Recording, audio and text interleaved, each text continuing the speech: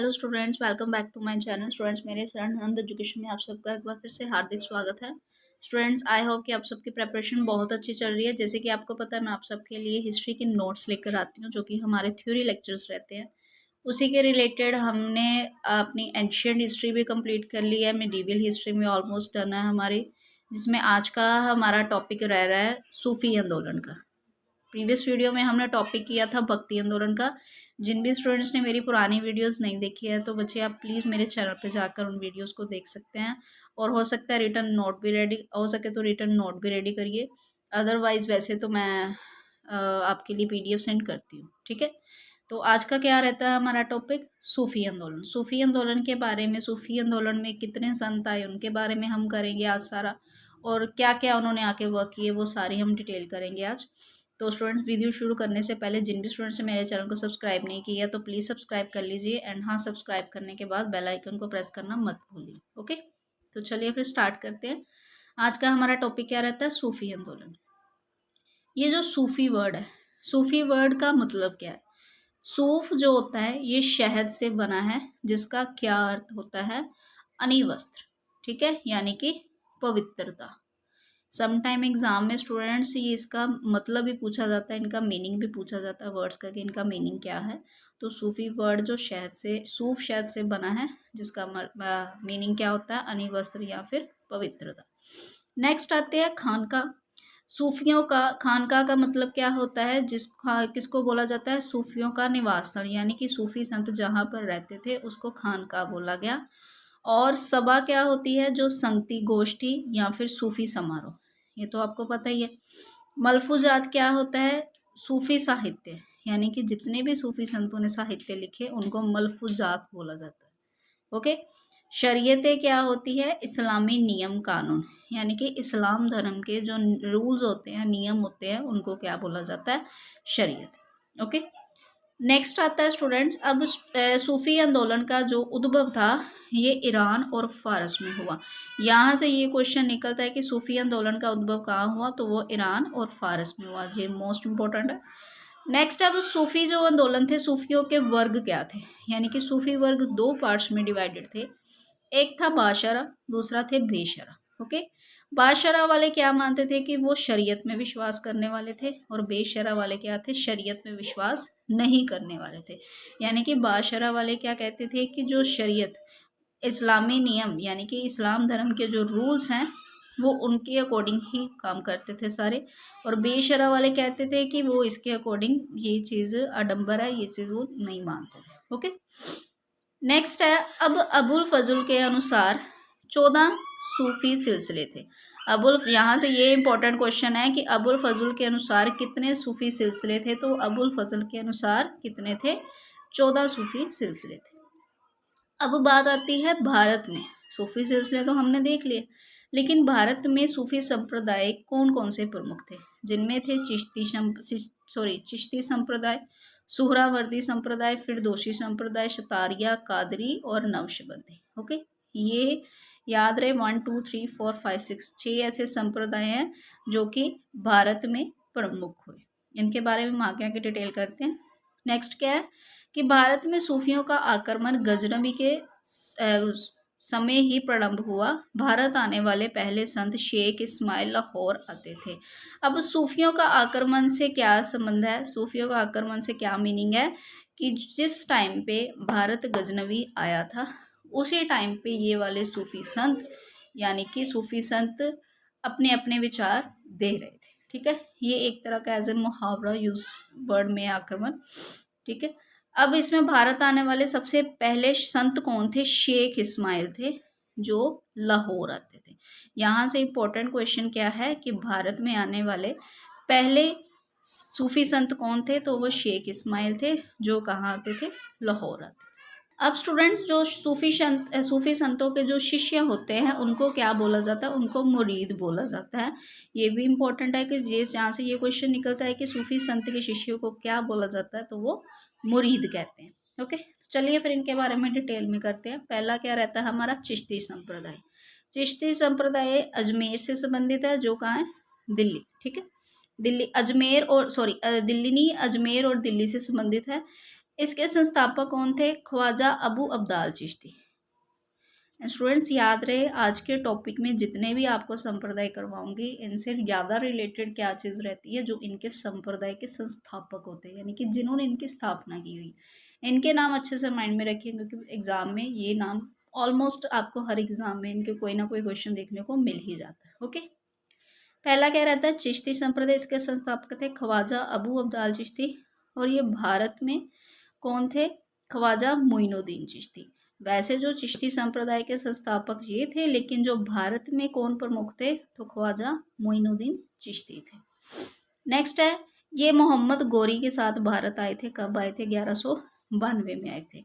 इनका खानका कहाँ था? ये अजमेर में था, और इनकी दरगाह भी अजमेर में है, यानी कि जो करंट में अजमेर शरीफ है, अजमेर है, वहाँ पे किनकी दरगाह है? ख्वाजा मोइनुद्दीन चिश्ती की, इनकी ही वो क्या है?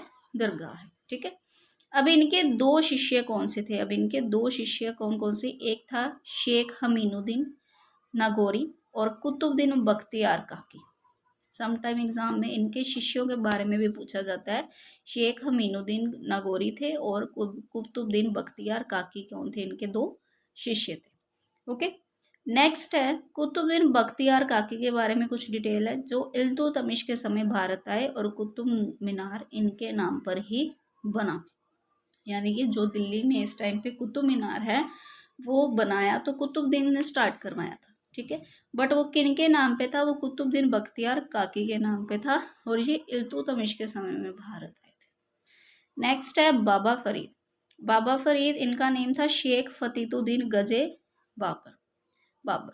ठीक है, अब इनके क्या थे? इनके उपदेशों को गुरु ग्रंथ साहिब में भी शामिल किया गया।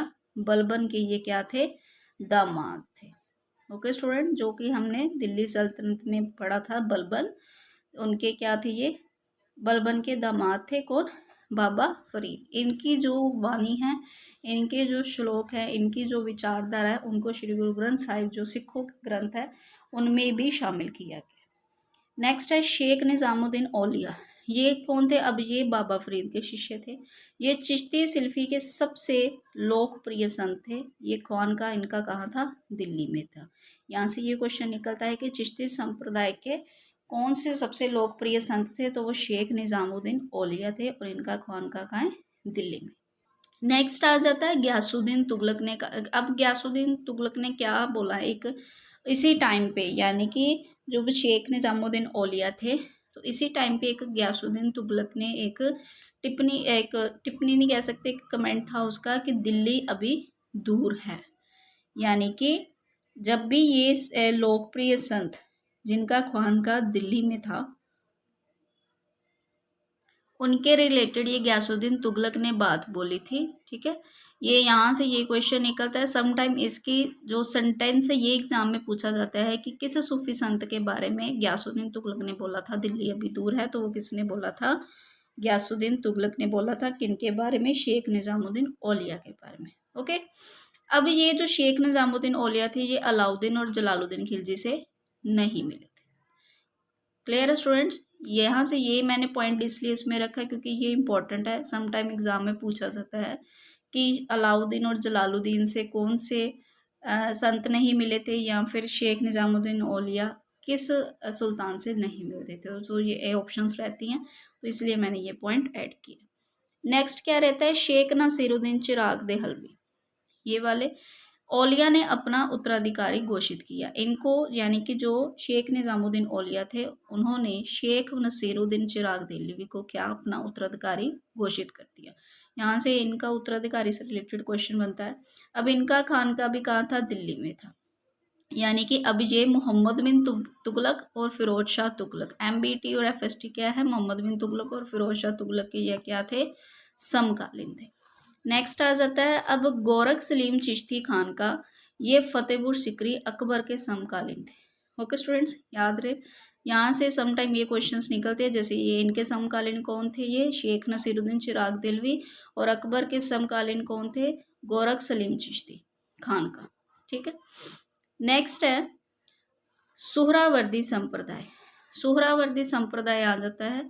इसके मुखिया कौन थे? जियाउद्दीन थे। यानी कि संस्थापक कौन थे इसके? शेख शिहाबुद्दीन सुहरावर्दी और जियाउद्दीन से संबंधित है। चिश्ती के बाद ये भारत में दूसरा प्रमुख लोकप्रिय यानी कि सबसे पहला संप्रदाय कौन सा था?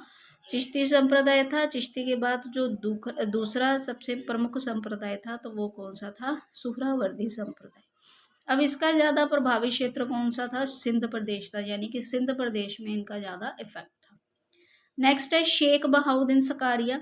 भारत में सोहरावर्दी सिलसिले का प्रचार किया। यहाँ से ये क्वेश्चन निकलता है कि भारत में सोहरावर्दी सिलसिले का प्रचार किसने किया? तो शेख बहाउद्दीन सकारिया ने किया। इल्तुतमिश ने शेख डल इस्लाम का वध कर दिया। अब इसी से रिलेटेड एक शेख थे, शेख डल इस्लाम, उनको किसने मार दिया? इल्तुतमिश ने मार दिया। नेक्स्ट आ जाता है फिरदौसी संप्रदाय। फिरदौसी संप्रदाय के संस्थापक कौन थे? शेख बदरुद्दीन समरकंदी। इनका प्रभावित क्षेत्र कौन सा था? बिहार, यानी कि राजगीर में, बिहार में राजगीर। और प्रमुख संत कौन कौन से थे? सैकुद्दीन यावा, मनेरी, हुसैन बल्बी थे। ठीक है स्टूडेंट्स, अगर आपको वीडियो मेरी अच्छी लग रही है तो वीडियो को लाइक जरूर करिए। आप लाइक करते हो तो मुझे भी इंस्पिरेशन मिलती है, ज़्यादा से ज़्यादा शेयर करते हो तो मुझे भी होता है कि आपको अच्छी लग रही है वीडियो। ठीक है, तो मैं इससे और भी अच्छी लेकर आती हूँ वीडियोज़ आपके लिए, तो प्लीज़ वीडियो को ज़्यादा से ज़्यादा शेयर और लाइक करिए। ओके, नेक्स्ट क्या रहता है हमारा? शतारिय संप्रदाय। इसके संस्थापक कौन थे? शेख अब्दुल्ला शात्री। इनसे रिलेटेड ज़्यादा इंपॉर्टेंट क्वेश्चन है, बस इनके संस्थापक जरूर याद रखना। आगे आ जाता है कादरिया संप्रदाय। कादरिया संप्रदाय के संस्थापक कौन थे? अब्दुल कादिर नीलामी। और इनका भारत में कब प्रचार हुआ? भारत में ये मखदूम जिलानी ने इनका भारत में इनका प्रचार इन्होंने ही किया।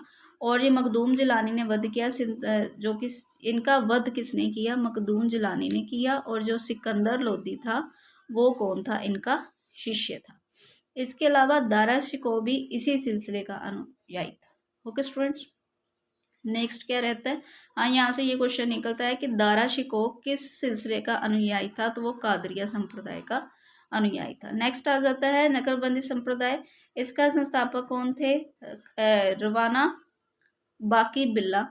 ये सबसे कट्टर सिलसिला माना जाता है, यानी कि ये सबसे ज़्यादा कट्टर सिलसिला था। इन्होंने अपने किसी भी तरह के रूल में किसी तरह का कोई भी चेंज नहीं किया था। कश्मीर इनका प्रमुख केंद्र था। इनका प्रमुख केंद्र क्या था? कश्मीर। और औरंगजेब इसी सिलसिले से संबंधित था। औरंगजेब को जैसे आपको पता जिंदा वीर की उपाधि दी गई, वो इसी उसकी कट्टरता की वजह से दी गई है, यानी कि वो तो औरंगजेब इसी सिलसिले से संबंधित था। ठीक है, इसका संगीत और नृत्य का सख्त विरोधी था। इसी वजह से औरंगजेब जो था, आप देखो वो इस सिलसिले से संबंधित था, संप्रदाय से, तो इसी वजह से औरंगजेब ने अपने भी दरबार में ये सारी चीज़ें बंद कर रखी हुई थी।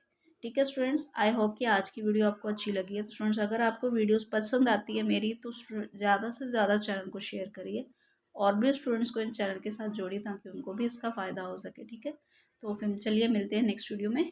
बाय।